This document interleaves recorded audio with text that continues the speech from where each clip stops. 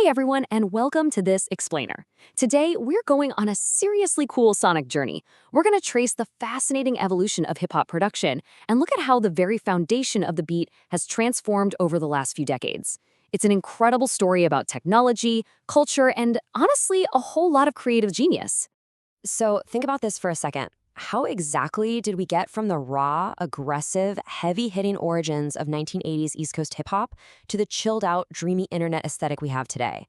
You know the exact vibe I'm talking about, the relaxed anime girl endlessly studying on YouTube to a continuous loop of ambient beats. The contrast between those two worlds seems absolutely massive, right? But the crazy thing is, they're actually intimately connected by the exact same musical DNA.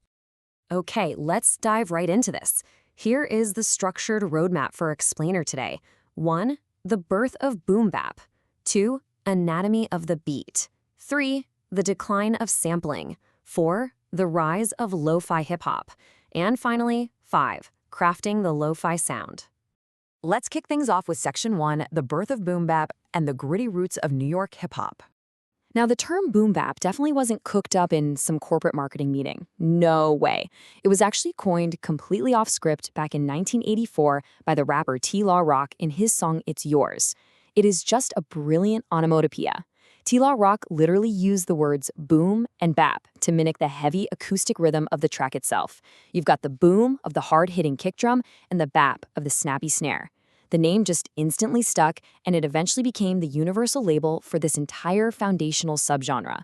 So let's walk through how this sound naturally evolved across the decades. Starting with T-Law Rock coining the term in '84, we move into the early '90s. This was the true golden age, driven by legendary producers like DJ Premier and Pete Rock, who really gave the style its hard, defining edges. Then, moving into the late '90s and early 2000s, producers like Jay Dilla and Nujabes started softening those edges a bit, bringing in mellow jazz and soulful loops. This was an absolutely crucial transition era because it laid the exact groundwork for the explosion of modern streaming and lo-fi hip-hop that we saw take over throughout the 2010s. Let's move to Section 2 and see how this builds. Anatomy of the beat, minimalism, and machines. You simply cannot talk about boom bap without talking about the machines that built it. Specifically, we've got to talk about the EMU SP1200 sampler. This quote from the Village Voice hits the nail on the head, describing it as having crunchy digitized drums, choppy segmented samples, and murky filtered bass lines. Because the SP1200 had this super limited 26.04 kilohertz sampling rate, it literally couldn't produce crystal clear audio. That limitation forced a gritty, dark, distorted sound. The machine itself literally defined the aesthetic. So what is the actual recipe for a classic boom bap beat?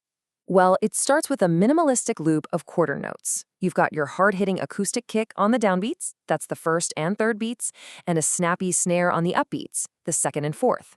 Producers use samplers, like the famous Akai MPC, to program highly swung rhythms, which just means the timing was slightly offset to give it a really human groove. The whole goal was to create this visceral, brawny, unpolished track that purposefully left enough breathing room for the rapper's lyrics to take center stage. And sometimes, a DJ would throw in some scratching over the hook, just to disjoint the flow and add a little extra complexity to the mix. Moving right along to Section 3, the decline of sampling and the legal shift. So the crucial point here is that as hip-hop grew into a massive global commercial success, well, the lawyers stepped in. Suddenly, tighter global copyright laws made sampling other people's records a massive financial and career risk.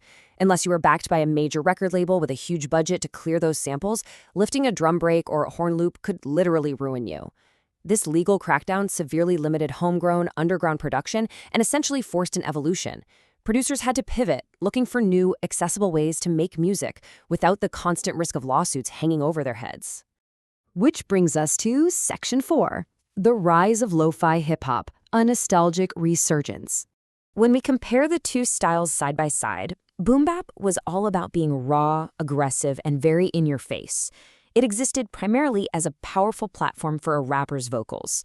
Lo-fi hip-hop took that exact same DNA, the minimalism, the vintage samplers, the heavy kick and snare, but flipped the vibe entirely.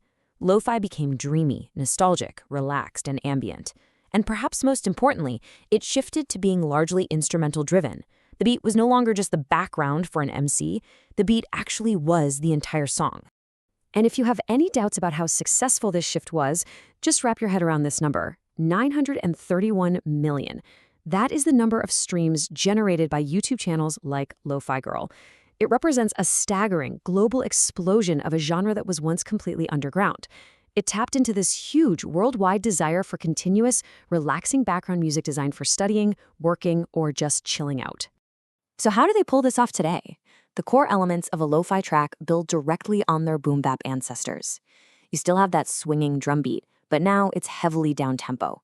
You pair that with a groovy, filtered bass line for movement and lay down some soulful, jazz-inspired piano or guitar chords. On top of that, there's usually a soft lead melodic instrument, and the whole shebang is wrapped up in ambient textures. Think the sound of rain falling or the murmur of people talking in a coffee shop. It is an incredibly specific, dusty sonic recipe. Finally, let's wrap up with Section 5, Crafting the Lo-Fi Sound, Engineering Imperfection. Today's producers have access to pristine, crystal-clear digital recording software. But to get that coveted lo-fi sound, they actually have to engineer imperfection. They do this in 4 main steps: rolling off the highs and lows, adding noise and distortion, pitch shifting samples downward, and bathing it all in reverb. Let's break down exactly why each of these steps is so vital. And this brilliantly illustrates the whole philosophy of lo-fi. By using digital equalizers to intentionally roll off the extreme high and low frequencies, modern producers are mimicking the limited capabilities of vintage samplers, like that EMU SP1200 we talked about earlier. It also replicates the sound of an aging cassette tape that has lost all of its high-end sparkle. It's kind of ironic, right? Using thousands of dollars of pristine digital equipment to intentionally make your music sound dusty and degraded. But by purposely removing that clarity, you instantly give the track a warm, dark, vintage feel. Next up, you literally have to embrace the mess. High-fidelity recordings try to eliminate all noise. Actually, scratch that. They obsess over eliminating noise. Lo-fi leans completely into it. Producers use plugins to inject harmonic saturation, the dusty crackle of an old vinyl record, and the pitch-wobbling flutter of a worn-out tape machine. Why do that?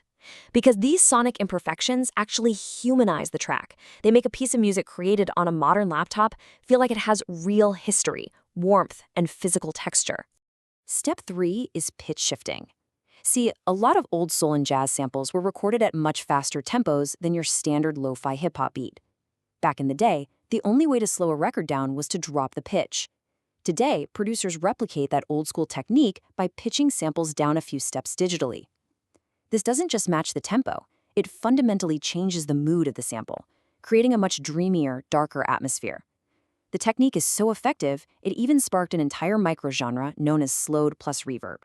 Now, what's really interesting about this final step is how reverb acts as the ultimate acoustic glue. When you're making a beat, you might have crisp digital drums, a dusty old analog sample, and a freshly recorded synth. They all sound like they're coming from totally different rooms.